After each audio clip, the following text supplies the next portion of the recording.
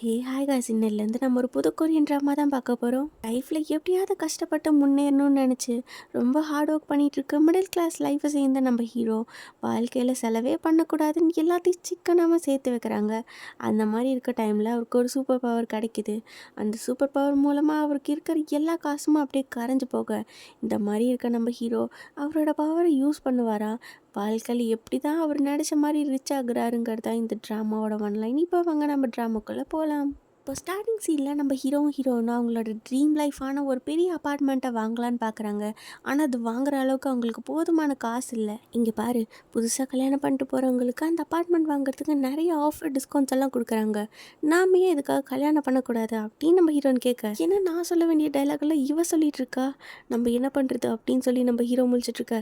நான் வேணா உனக்கு ப்ளே ஸ்டேஷன் வாங்கி தரேன் அப்படின்னு நம்ம ஹீரோன்னு சொல்ல, வெக்கமே இல்லாமல் நம்ம ஹீரோ ஓகே சொல்லிடுறாங்க. இப்போ நெக்ஸ்ட்டு நம்ம ஹீரோ அவங்களோட பேரண்ட்ஸை பார்க்கறதுக்கு அவங்க சொந்த ஊருக்கு போக, அங்கே போனதும் நம்ம ஹீரோவோட அப்பா வந்து சொல்கிறாரு, நம்மளோட பரம்பரை சொத்து இப்போ உனக்கு தர வேண்டிய நேரம் வந்துருச்சு அப்படின்னு சொல்லி நம்ம ஹீரோ கையை பிடிச்சி பயங்கரமாக அமுக்கிறாரு. ஏதோ பணமோ சொத்தோ தான் தர போகிறாங்க அப்படின்னு நினச்சி நம்ம ஹீரோ சந்தோஷப்பட்டா, அவர் ஏதோ வியர்டாக பண்ணிகிட்டு இருக்க நம்ம ஹீரோக்கா ஒன்றுமே புரியலை. சடனாக அந்த கேரேஜில் இருக்க திங்ஸ் எல்லாம் பறக்குது. அங்கே இடம் மொத்தமாக அப்படியே ஷேக் ஆக நம்ம ஹீரோ பயந்து போயிடுறாரு. சடனாக அவரோட உடம்புக்குள்ளாரி ஏதோ ஒரு எனர்ஜி வர மாதிரி அவர் ஃபீல் பண்ண, ஏதோ விஷுவல்ஸ் எல்லாம் அவருக்கு வருது. ஆனால் அவருக்கு எதுவும் புரியலை. அதுக்கு மாதிரி நம்ம ஹீரோ தொடுற இடம்லாம் உடைய, அப்போ நம்ம ஹீரோவோட அப்பா ஒரு கன் எடுத்து ஹீரோ ஷூட் பண்ணிடுறாங்க. இதில் ஷாக் ஆகி மயங்கி விழுந்த நம்ம ஹீரோவை அவங்க அப்பா கூப்பிடுறாங்க. ஒரு ஆக்டிங் பண்ணாத, சீக்கிரமாக எந்திரி, உனக்கு எதுவும் ஆகலை அப்படின்னு சொல்ல, அப்போ தான் நம்ம ஹீரோ பொறுமையாக முழிச்சு பார்க்குறாங்க. அவங்க நெத்தியில் இந்த புல்லட்ஸ் எல்லாம் கீழே வருது. அவங்களுக்கு அடிப்பட்ட அந்த காயமும் தானாக சரியாகுது.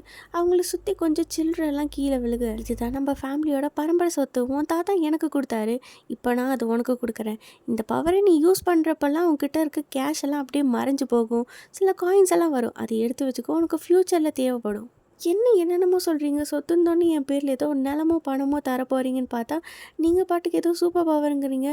இதெல்லாம் எனக்கு வேண்டாம், என் பவரை நீங்களே எடுத்துக்கோங்க அப்படின்னு சொல்லி மறுபடியும் நம்ம ஹீரோ கையை பிடிச்சி ஏதோ பண்ண ட்ரை பண்ணுறாரு. அதெல்லாம் எதுவும் வேலைக்காகாதுப்பா, ஒரு டைம் கொடுத்தா கொடுத்தது தான். உன்னோட இந்த பவர்ஸை நல்ல விஷயத்துக்கு மற்றவங்களுக்கு ஹெல்ப் பண்ண மட்டும்தான் யூஸ் பண்ணும். அது மட்டும் இல்லாமல் இந்த விஷயத்தை பற்றி யார்கிட்டையும் நீ சொல்லக்கூடாது. இன்கேஸ் உனக்கு ஏதாவது பிரச்சனை வந்துச்சுன்னா இந்த கார்டில் இருக்க நம்பருக்கு கால் பண்ணு அப்படின்னு சொல்ல, நம்ம ஹீரோவா என்ன பண்ணுறதுன்னு தெரியாமல் கடுப்பாகி அந்த இடத்த விட்டு போக, நெக்ஸ்ட் டே நம்ம ஹீரோ வந்து ஹீரோனை பார்க்குறாங்க. நான் தன்னோட அப்பா யார்ட்டையும் சொல்லக்கூடாதுன்னு சொல்லியிருந்தாலும் 9 வருஷமாக நம்ம ஹீரோனை டேட் பண்ணுறாங்களே, எப்படி சொல்லாமல் இருக்க முடியும்? ஆனால் நம்ம ஹீரோ சொல்கிற எதையுமே நம்ம ஹீரோனை நம்ப மாட்டேங்கிறாங்க. உனக்கு கல்யாணம் பண்ண இன்ட்ரெஸ்ட் இல்லைன்னா சொல்லிடு, அதுக்காக ஏதேதோ கதையெல்லாம் சொல்லி எனக்கு கழட்டி விட ட்ரை பண்ணாத அப்படின்னு சொல்லிட்டு நம்ம ஹீரோன் கடுப்பாகி போக, இரு நான் சொன்னால் நீ நம்ப மாட்டேன்னு தெரியும், நான் வேணா உனக்கு ப்ரூஃப் பண்ணி காட்டுறேன். கேஸ் நான் என்னோட பவரை யூஸ் பண்ணேன்னா என்கிட்ட இருக்க காசெல்லாம் காணாமல் போயிடும். அதாவது என்கிட்ட எவ்வளோ காசு இருக்கோ அவ்வளோதான் என்னால் என்னோட பவர்ஸை யூஸ் பண்ண முடியும் அப்படின்னு சொல்லிட்டு இப்போ தான் பாஸில் எவ்வளோ காசு இருக்குன்னு காட்டுறாரு. அதுக்கப்புறம் அங்கே இருக்க ஒரு கம்பியை வளைக்க நம்ம ஹீரோன்னு ஷாக்காக பார்க்குறாங்க. நம்ம ஹீரோவை சுற்றி கொஞ்சம் காயின்ஸாக விழுகுது. நீ ஏதோ மேஜிக் ட்ரிக்கெல்லாம் கற்றுக்கிட்டே நீ ஏமாத்துற, பக்கத்தில் இருக்க இன்னொரு கம்பியும் வள, அப்படின்னா தான் நம்புவேன் அப்படின்னு நம்ம ஹீரோயின் சொல்ல, மறுபடியும் நம்ம ஹீரோ இன்னொரு கம்பியும் அதே மாதிரி வளைச்சி காட்டுறாங்க.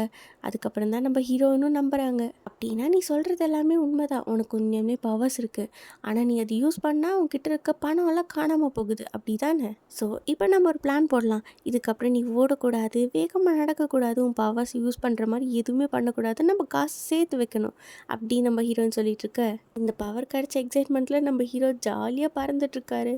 இப்போ அடுத்த நாள் ஆஃபீஸ் போகிறதுக்கு அந்த ரயில்வே ஸ்டேஷனில் கூட நம்ம ஹீரோ பார்த்து பார்த்து பொறுமையாக நடக்கிறாரு. அப்போ அங்கே ஒரு பாட்டி பேக்கை வெயிட் தூக்க முடியாமல் கஷ்டப்பட்டுட்டு இருக்க, நான் வேணா ஹெல்ப் பண்ணிட்டேன் அப்படின்னு நம்ம ஹீரோ கேட்குறாரு. பாட்டி அவங்களோட பேக்கை கொடுக்க, ஆஹா இந்த வெயிட்டு நம்ம தூக்கணும்னா நம்ம கிட்ட இருக்க காசெல்லாம் போயிருமே அப்படின்னு சொல்லி நம்ம ஹீரோ நின்றுட்டே இருக்க, அதுக்குள்ளார வேற ஒரு ஆள் வந்து இந்த பாட்டிக்கு ஹெல்ப் பண்ணுறாங்க. இப்போ கட் பண்ண அடுத்த சீன் ஆஃபீஸ் வந்து நம்ம ஹீரோ டோரை கூட ஓப்பன் பண்ணல, வேறு யாராவது ஓப்பன் பண்ணி போகிறப்போ அந்த கேப்பில் அவரும் உள்ளே போயிடுறாரு. இந்த எனர்ஜியில் கூட காசு செலவாகி நம்மளோட காசெல்லாம் வேஸ்ட் ஆகும் அப்படின்ட்டு உள்ளே வந்தால் நம்ம ஹீரோட பாஸ் அவரை பிடிச்சி கண்ணாப்பின்னா திட்டுறாங்க. ரோட்டில் போகிற வயசான லேடிக்கு ஹெல்ப் பண்ண மாட்டேன், உன் கொலீக்ஸுக்காக ஒரு டோரு கூட ஓப்பன் பண்ண மாட்டேன் அப்படின்னு. வீட்டுக்கு வந்தால் நம்ம ஹீரோயின் பட்ஜெட் போட்டு எப்படி குடும்பம் நடத்தணும் அப்படின்னு சொல்லி நம்ம ஹீரோவுக்கு வந்து லெசன் எடுத்துகிட்டு இருக்க, சொன்ன மாதிரி உனக்கு ப்ளே ஸ்டேஷன் வாங்கி தரேன், நம்ம சீக்கிரமாக கல்யாணம் பண்ணுறோம், அந்த அப்பார்ட்மெண்ட்டை வாங்குகிறோம் அப்படின்ட்டு அடுத்த சீனில் நம்ம ஹீரோ ஆசைப்பட்ட மாதிரி அந்த ப்ளே ஸ்டேஷன் வாங்குறாங்க. கிட்ட இருந்த காசெல்லாம் கொடுத்து அந்த ப்ளே ஸ்டேஷனை வாங்க அந்த ஆள் ரொம்ப சந்தோஷமாக வாங்கிட்டு போகிறாங்க. போன கொஞ்ச நேரத்துலேயே அங்கே இருந்த கொஞ்சம் ரவுடிங்க அந்த ஆள்கிட்ட இருக்க காசை அடித்து பிடுங்குறாங்க. நடக்கிற பிரச்சனை எல்லாத்தையுமே நம்ம ஹீரோ தூரத்துலேருந்து பார்த்துட்டு தான் இருக்காங்க.